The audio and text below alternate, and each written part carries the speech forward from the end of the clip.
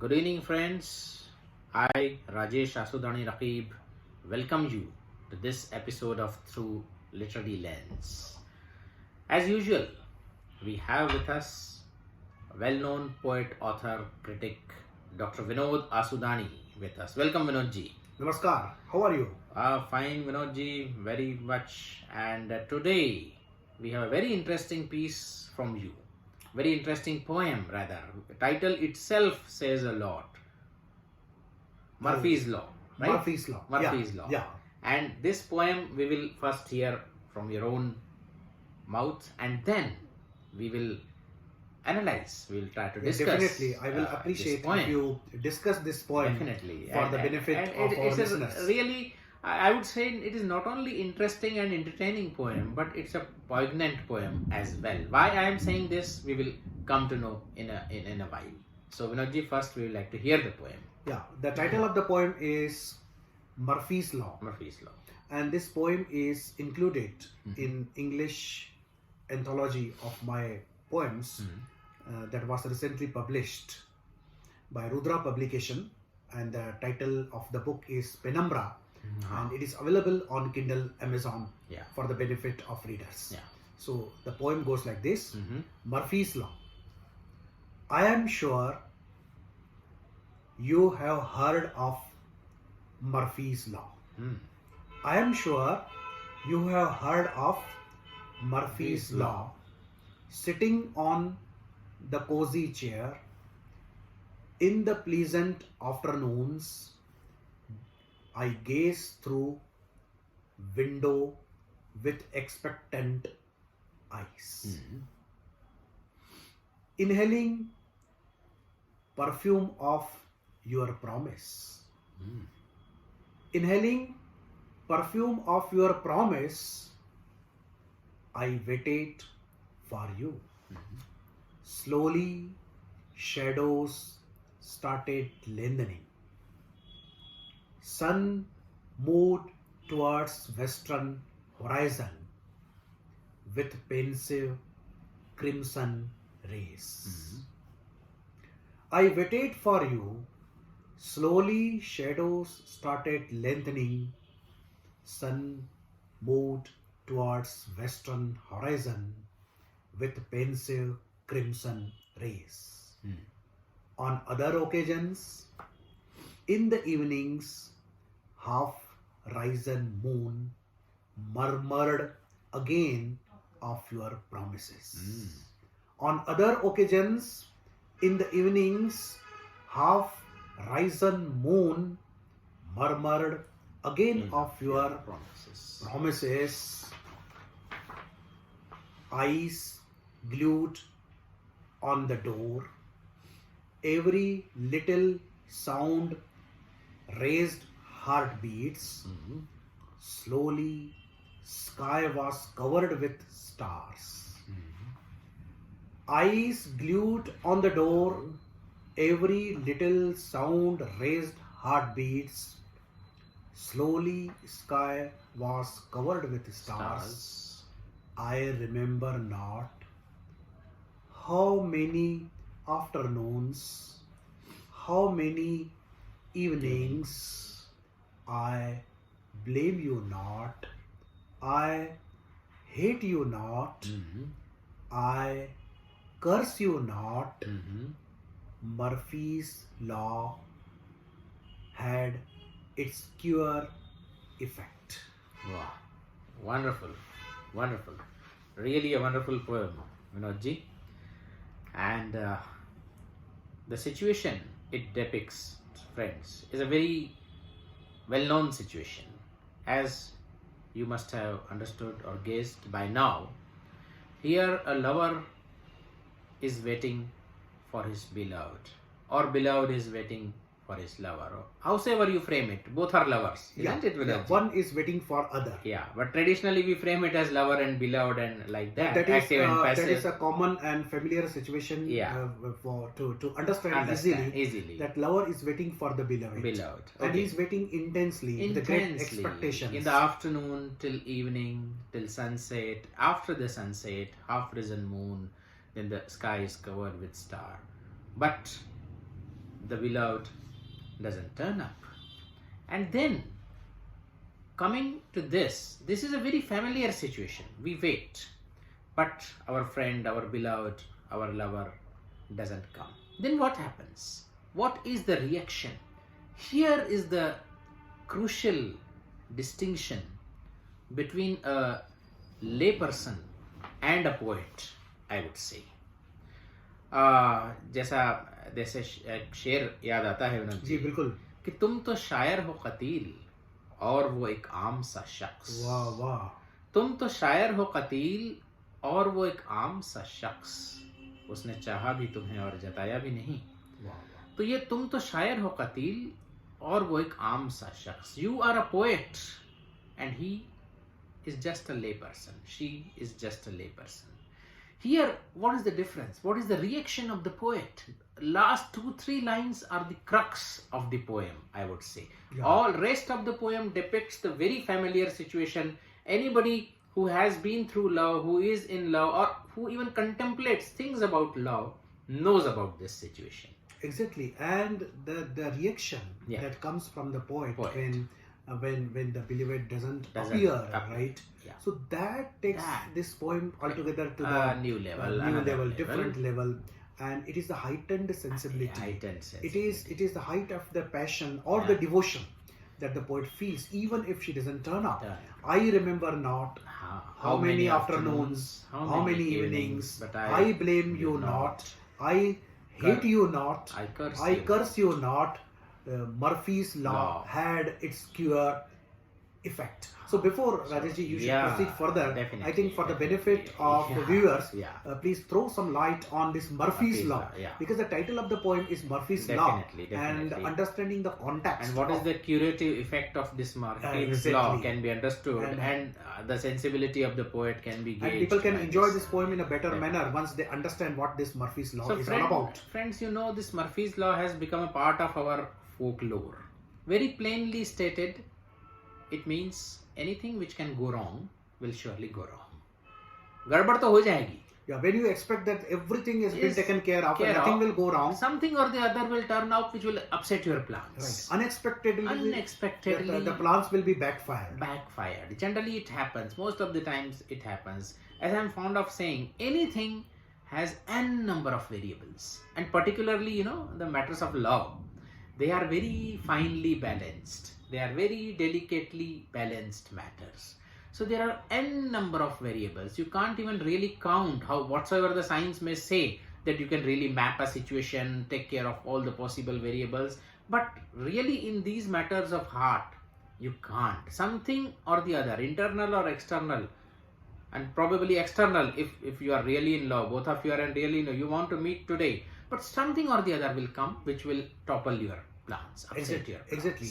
And that is exactly what happens with the speaker of this poem, right? He describes symbolically one afternoon and at other time at evening. But they are not a singular afternoon or singular evening. I don't know how many. One after another, years together, they can't meet. She doesn't turn up. Then the poet says, I don't blame you. I don't curse you, I don't hate you. These are the normal reactions of frustration. When something is not done, we are frustrated. Particularly our beloved doesn't do something, doesn't listen to us, doesn't turn up for the meeting, or tryst, called tryst. They can't keep up the promise for the tryst. Then we are disheartened. We immediately start blaming. No, you don't want to meet me. You don't care for me. You don't care for me. You don't love me even. You hate me. Whatever. What not. These, youngsters of today, Vinodji. Yeah, exactly. What not. Even the simplest, if there is a slightest delay in responding to the message, then all sorts of the things are said to one another. In this digital world, these youngsters have lost the art of waiting patiently for someone. And they do not know the bliss of it. And when that waiting is not rewarded, people simply go out of their senses. And here is the waiting of a lifetime. It is not met with the desired result. But still, the poet says nothing. Murphy's law had its curative effect on me, naturally on me, on poet. Why? He said, I know, कुछ तो मजबूरियां रही होंगी, यूं ही कोई बेवफा नहीं होता. वाह वाह. तो कुछ और तो मजबूरियां बिल्कुल. और हमारे एक दोस्त जी. हैं संतोष नायडू साहब, जी. उनकी एक गजल का शेर बहुत खूबसूरत है हाँ. कि तेरे बारे में क्यों क्यों बुरा मैं सोचूं, क्यों न सहरा सहरा में कुछ हरा हरा सोचूं. देखिए, क्यों न सहरा में कुछ हरा Why सोचूं. should I think ill of you? Ill of you. Why should not I think something good even in this desert-like situation? Yeah, some greenery in the desert. Some Why greenery in the not? desert. Something. There is always a silver lining, we say, to every So cloud. poet doesn't accuse her. Yeah. He accuses that working of Murphy's law, working of the inscrutable fates. Something or the other must have gone wrong. Therefore, you have not been able to come. You are not at fault. Your heart is good. You love me. So the devotion is so great that poet is not ready to admit even the slightest thought Yeah. that she may be at fault. Yeah. Or she may not really love. Exactly. No, that thought is alien to the It poet. is Murphy's law, which is in nobody's hands. Nobody's hands. Something or the other must have gone wrong. Yeah, here we are, Rajesh, reminded Ji. of great novelist and poet Haan. Thomas Hardy, Ji. who says that the president of mortals, Haan. right? He refers to that phrase, Yeah, that yeah, Murphy's yeah. law in President this of mortals. mortals. Yeah, yeah. So he says that something will definitely go wrong, right? The hour of he says that hour of love does not coincide with the hour of calling. He says. Yes, yes, yes. And how true. In real life, if you just reflect on real life, it is most of the times when we blame each other, really speaking, there is some external factor, some unknown factor which is preventing us from acting, which is thwarting our plans. And even this waiting can be extended to all other waitings, right? Waiting for Godot. Each one of us is waiting for something or the other. Or it doesn't happen. Doesn't happen. Very often you are waiting for a good job, so-called the best job, but you throughout your life you don't get the best job. Yeah. You are waiting for some lottery to be won, but you don't get that lottery at all in your life. Somebody is waiting for this. Somebody is waiting for salvation. Somebody is waiting for some friends, money, house, car, mobile, anything. We are waiting, but what we expect generally we cannot get that. So this waiting is a universal phenomena, as Samuel Beckett in his celebrated play Waiting for Godot tells us that waiting has been an integral part of life and existence. And that waiting should be a reward in itself. We need not blame the circumstances or the other people particularly for not having the desired results. That is the very high point of this poem. And it reminds me of all the Eastern philosophy, Vinodji. Yeah. Eastern philosophy has this negative capability, what Keats called negative capability, not yearning after the certainty, being able to function in the uncertainty. So this negative capability, this poem speaks of, even though I have waited and you have not turned up, or whatever I am waiting for has not happened, there is something which is beyond me and beyond you. So therefore it is not happening. It is not because I don't want or you don't want. Exactly. So this fallout of faith, I would call it. It is the fallout of this faith which can sustain Bashir us. Badraji, one of the great Urdu poets, right? Yeah. He has said, "Na gila kiya, na khafa hue, यूं ही रास्ते में जुदा हुए, न तू बेवफा, न मैं बेवफा, जो गुजर गया सो गुजर गया." So this blameless approach, maybe it relies on negative aspect of the president of mortals, as you called it. President of mortals. So maybe those powers are not allowing us to do, or sometimes it is very benign external factors. You want to go to somebody and some guest arrives, you can't go. Exactly. Some phone call comes and you have to attend to something else. And you want to go somewhere, somebody wants to come to you, all of a sudden that car doesn't start. No. Very simple, trivial reasons are there. You are talking to your friend or your child weeps. Exactly. What can you do? And you have made a promise to meet somebody, and the next morning you fall ill. All of a sudden. So all these things. Right from these trivial small reasons to the great unknown reasons, there are n number of reasons. So there are invisible cosmic powers, right? They are not simply helping us as Paulo Coelho says, but he says in a positively, right? Yeah. If you sincerely desire something, entire universe will conspire and help you to achieve this. But I say, when you sincerely desire something, entire cosmic powers conspire against you. That is also true. That is also true. That is also true. And the fact that we really don't know all those powers, all those variables, makes our things very hard. And then why not have that negative capability? Exactly. And keep on striving. Poet does not cease waiting. He does not stop waiting. Again, for how many afternoons, how many evenings he will be waiting, God knows. Nobody knows. Exactly. So- And this, how many, especially this Yeah, phrase, yeah. it simply does not refer to the afternoons and the waiting evenings that he has already waited. No. But it also refers to the It has future the afternoons. potential also. Potential Exactly. possibilities also. I Exactly. don't know how many. How many? And moreover, he also is inwardly aware of the fact that even in the future, when he would be waiting in the afternoons, in the cozy, on the cozy chair, right, or in the evening, again this Murphy's law will have its impact. Yeah. Because it is a Murphy's law. Law is something which had happened in the past, it can happen today, and it would also happen in the future. And that is why it is law. Yeah, definitely. So, in this perspective, if you read the poem again, Exactly. it will reveal new and hidden meanings, and definitely it opens before us a new dimension of patience and new vistas of negative capability. Thank you very much, Rajesh ji, and it's my pleasure to recite this poem once again. Sure. Murphy's Law. I am sure you have heard of Murphy's Law. Sitting on the cozy chair in the pleasant afternoon, I gaze through window with expectant eyes, inhaling perfume of your promise. I waited for you.